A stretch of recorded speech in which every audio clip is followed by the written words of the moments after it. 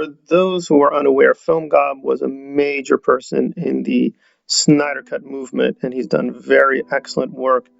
But apparently, he doesn't really like James Gunn's Suicide Squad, and he actually brought up some very powerful criticisms. The review is very short, but it's very brutal and very well done. I disagree with him a lot, but I do think he raises some legitimate points, so we're going to hear him speak and work through some of the issues he brings up.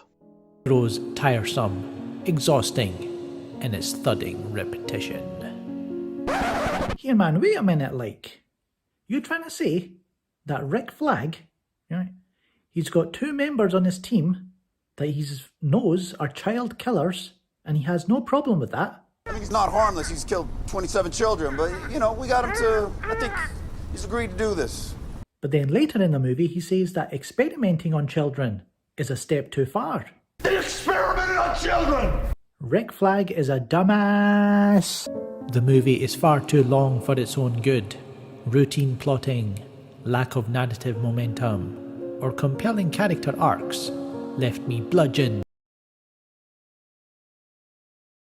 only halfway through.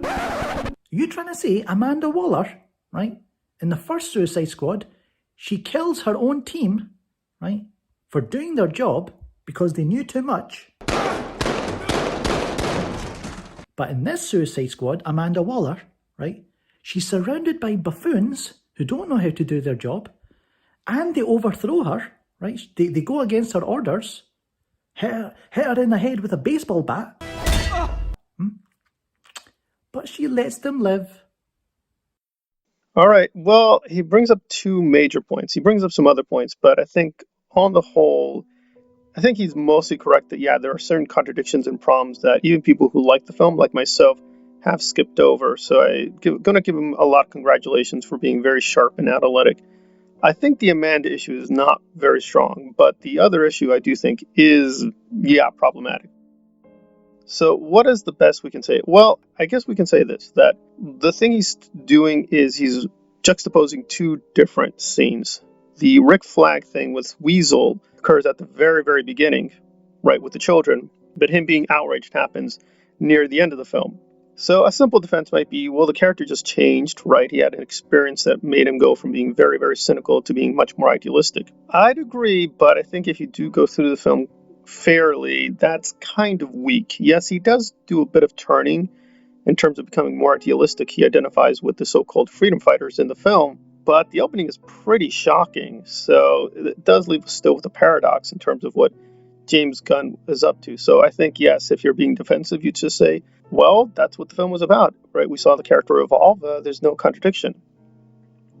I'd be happy with that, but that's very weak, and I don't think we see enough of that. So I think he's correct that James Gunn just got lazy. He didn't double check the script.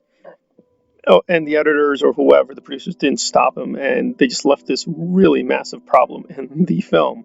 So good on him for finding it. But now, on to the Amanda issue. There, I think he's actually on very weak grounds, because it does show us, and it does give us enough information and explains enough to see why Amanda does what she does and why they rebel, and she doesn't retaliate. They do have a threat against her. Now, is it a credible threat? Is it strong enough to sustain, I think, what the ending is supposed to be? I think I'd agree that it is pretty weak, and so there does seem to be, again, a contradiction, but it's not as sharp as Flag. The Flag one, with him being outraged over children, is definitely a major, genuine issue.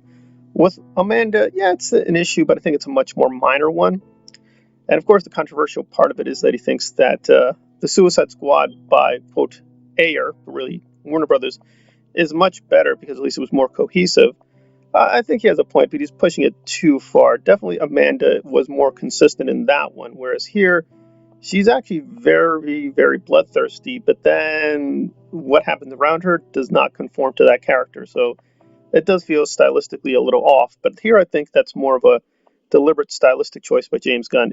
You can see it as a contradiction, but I don't. I think it's maybe a plot gap. I think that would be the more precise way of looking at it. But good on him for being very analytic and precise. And if people think, well, maybe he's a Snyder guy, he just hates James Gunn. No, he was very lukewarm towards Army of the Dead. He was not impressed by that either. So he's not just a pro-Snyder guy. And people forget that Zack Snyder actually produced this thing. So if you're actually pro-Zack, you should like James Gunn's Suicide Squad as well. Now, I do like it, but it's not for Zach. I think it is a genuinely good film, but he does raise a lot of questions. I myself would have given Suicide Squad 7.75. If the Rick Flag thing is a real issue, I would be forced to bring it down to, I think, 7.25, 7.5. So I think he raises a really big one with Rick Flag. But with the other one, yeah, that's an issue, but I think it's a very minor one. But good on him for really spotting some major problems with the Suicide Squad. And we're going to be debating this for quite some time. So I think we're going to be referring back to Film Gob quite a few times in the months, perhaps years ahead. All right, this has been a reaction to Film Gob's descent on James Gunn's The Suicide Squad. Thanks for listening.